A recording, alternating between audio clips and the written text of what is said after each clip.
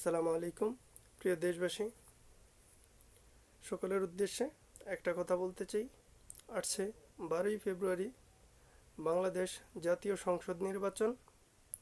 এই নির্বাচনকে বানচাল করার জন্য এবং কি নস্যাৎ করার জন্য কিছু কুচক্রী মহল ও কিছু ষড়যন্ত্রকারী উঠে পড়ে লেগেছে, যাতে করে বাংলাদেশ জাতীয় নির্বাচন ব্যাহত হয়।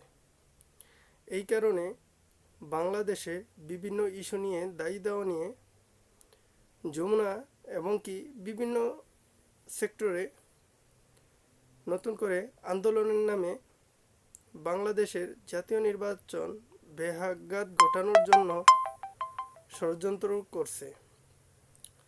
এ কারণে দেশ ও দেশের বাইরে সকল দেশপ্রেমী ভাই বোনদেরকে একটা কথা বলতে চাই, সকলে সতর্ক থাকবেন এবং কি দেশে শান্তি ফিরিয়ে আনার জন্য সকলে চেষ্টা করবেন।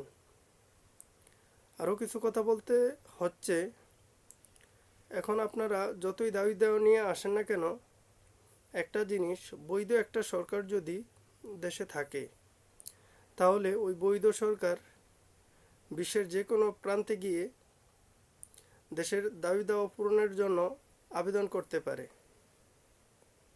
ইন্টারিয়ন গভর্নমেন্ট বর্তমানে বাংলাদেশে, ওই গভর্নমেন্টের যত ক্ষমতা আছে সেই ক্ষমতাগুলো উনি প্রয়োগ করতে পারে না, এটা ওনার ব্যর্থতা। এখন বাংলাদেশের প্রধান লক্ষ্য হচ্ছে জাতীয় নির্বাচন। এই জাতীয় নির্বাচনে মানুষ ভোট দিয়ে রাষ্ট্রের প্রধান নির্বাচন করবে।